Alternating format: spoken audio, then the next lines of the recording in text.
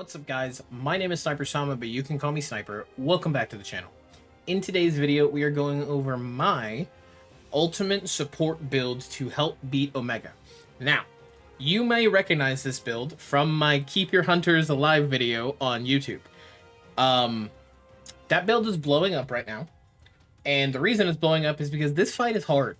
The funny part is I released that about 2.5-3 weeks ago, and it got no views because nobody was interested in the game. And then Omega came out, and now everybody is sick of their teammates dying, so they're playing the healer. That being said, I've revamped the build, I've strengthened the build, and I've made things a tad bit stronger. So, without further ado, let's go ahead and get into it. To start, we have Verdeloto. Now, at least in my opinion, this is the best sword and shield that you can use with the build. The reason for it is because it is the Ardian, it has all 3 gem slots. You could opt for Legiacris, and that is for the convert thunder resistance into damage to get more elemental. However, the reason I'm going to say you don't want to do that is because you want the three level 3 gem slots, okay? Secondary weapon doesn't matter as much. I am rocking the True Shadowbringer, which is the Omega weapon, because your boy's done it. Your boy's killed it. We're done. We're over with it. I'm going to help other people do it, but now that I can make videos on it all, I don't have to grind it out anymore, which is superb, because, like, I love the fight, but damn was I starting to get frustrated, okay?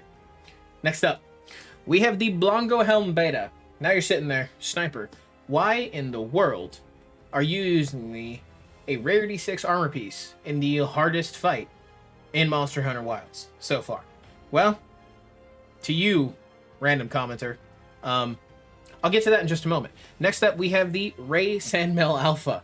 Okay, this is just, it's just going to be nice, and the reason for it is going to help us piece together the Radial's voltage for Thunderous Roar level 1, thanks to our Gamma Radial Sand Greaves. Okay, on top of that, we have the Guardian Arcvale Vambraces beta and the Arc Vulcan Coil beta. All of these together give you 1 set bonus. That's it. However, that's okay, because all of the skills together, we're doing something very, very, very specific. Lastly, we have my Unknown Charm, which has got Handicraft level 1, Recovery Speed level 3.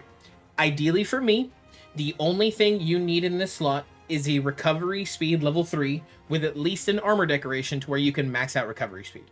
If you can do that either through crafting a regular one or having an unknown one, that's fine. The idea behind it is that you want to also be healthy. Okay, so Recovery Speed.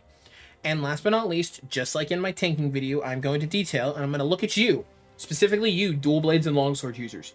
Get off Corrupted Mantle. Stop using it. The extra damage that you do is not worth the amount of health that you lose and how panic-stricken you make the rest of your party by using that mantle. Just use the Mending Mantle. Eventually, you will get to a point where you can beat Omega using Corrupted. That'll be great. Good for you. Don't sacrifice everybody else's hunt because you don't want to swap to something that does just a little bit less damage. That being said, let's get into decoration slots. On our sword, we have the most important pieces. Okay? The most important pieces for sword and shield, because that is the weapon you are wanting to use, is the Guardian Iron Wall, Bolt Iron Wall, and Shield level 3. The reason for this is it's going to give you Offensive Guard, level 3, because you are going to want to perfect block. You're going to have Thunder Attack, level 3, Guard Up, level 3, Guard, level 2, and 1 level of Handicraft, thanks to my Charm. Okay? The reason that you want these things is because Offensive Guard is going to give you an attack increase every time you perfect guard. If you are playing Sword and Shield, you should not just be holding your guard button down as if you were a Lance or Gunlance player. Your weapon doesn't work like that. The way sharpness management is done in Monster Hunter Wilds is the harder you get hit, the more you get knocked back. The more you get knocked back, the more sharpness you lose. However, if you perfect guard, you don't lose as much sharpness, you don't lose as much stamina, and you won't lose as much health.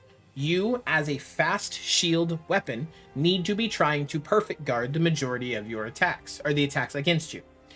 On top of that, not only are you getting a damage increase from it, you're going to have Guard Up, which is going to reduce the damage that you take from the unblockable attacks. Omega's got a decent amount. His beams that come out, his fire attacks on the ground, And then on top of that, you also have the Frost Breath one that happens when you start fighting the Extreme variant, the Savage variant, the Tempered variant, okay? And lastly, Guard level 2. The reason we opted to have Guard level 2 instead of Guard up level 2 here is because you are not the tank, okay? You are still going to be blocking, you're still going to be doing a little bit of that, but you're also on Sword and Shield, which means because you're able to move a little more evasively, you shouldn't be just trying to guard everything, meaning your stamina reduction should be a little more manageable, okay? Secondary weapon, like I said, I'm using the Greatsword. For a lot of other people, I would recommend recreating this exact thing with the Fire variant of Sword and Shield. So it would look something like Guardian Iron Wall, and then it would be a fire attack. So a Blaze and Iron Wall Jewel, which right here, okay? And lastly, a Shield Jewel. Okay, now we get into the nitty-gritty about the actual support build. You are going to have Counter Jewel 2 and a Mighty Jewel 2. The reason for this is Counter is going to allow you to have 1 level of Counter Strike. If you get hit, might as well come back and do a little extra damage, am I right? Okay. Next up, Maximum Might. Maximum Might was already at level 2. Might as well make it level 3 to increase our stamina, because having the increased stamina for the affinity is nice. And the Tenderizer. The Tenderizer is going to give us level 5 weakness exploit. Now, here we get into what makes this build, the support build, the shield build, to be able to help take the aggro off of your tank whenever they get hit with the debuff blast attack, where they lose their health. This is to be able to make sure that you can take enmity, take aggro if you need to, but you can also heal everybody if they need to without sacrificing your own damage. Because if you don't know, Sword and Shield is the only weapon in the game where you can have your weapon out and still heal. So, for your own safety, we have 3 fire resistance jewels. The fire resistance is huge because a lot of the attacks Omega does are fire-based, especially the ones that you're going to get caught by. Okay? The Merv missiles, they count as fire.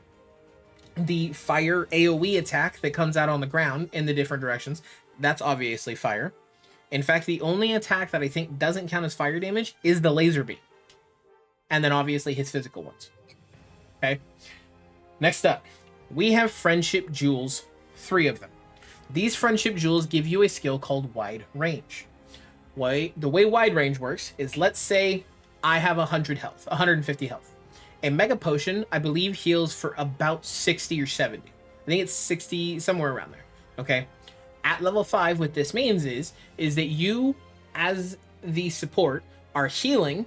Let's say your teammates are down to 100, but they need to be healed up before they get hit by a big attack. You can use your healing yourself for 7, we'll call it 100. Okay, we'll just call it 100. You'll heal yourself for 100, and as long as they're within range of you healing yourself, they will also get healed. Which means, if they're in the middle of tanking, you can heal them. Let's say they're about to get caught by a big combo, like a Merv missile barrage. You can heal them.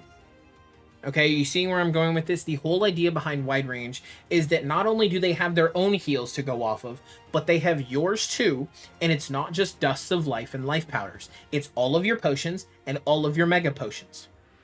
This does unfortunately not work with Max Potions or Ancient Potions, so you can't just full heal somebody. But if you were to really think about it, Potions, Mega Potions, Life Powders, and Dusts of Life. You have 4 different items worth of healing for a total of 25 healing chances. Okay? Now, if we mix that with Satiated, the way Satiated works is you get free mail. 45% of the time when you were to go to use one of your potions or Mega Potions, your teammates are also going to get that heal, but there's a chance, 45% chance, that you don't use that potion. Which means those 25, if you lose the 55%, every single time, you've only healed 25 times. Let's say you won half of them. You've now healed 37, 38 times in a row before you have to restock. Okay? I hope that makes sense. I know that the math is a little convoluted. The only thing you really need to know is that free meal is going to essentially, on average, increase the amount of healing that you're going to be able to do in a longer period of time without having to restock. Okay? As a whole, This entire build provides you with offensive guard for your damage, thunder attack for your damage, guard up 3 for your protection, guard 2 for your protection, handicraft is just something that I have there, weakness exploit for your damage, wide range to keep everybody alive, maximum might for your affinity for your damage, fire resistance for your protection, stun resistance for your protection, because this monster will sit there and hit you and hit you and hit you and hit you, and I feels like just some of these attacks you're guaranteed to get stunned by. I actually ended up going in and just doing some testing to see, and it feels like his like dash attack that he does, where he like jet thrusters across the map, stupid move by the way, just stuns you every time. I don't understand it, I don't get it, but stun resistance thanks to Radial Gamma.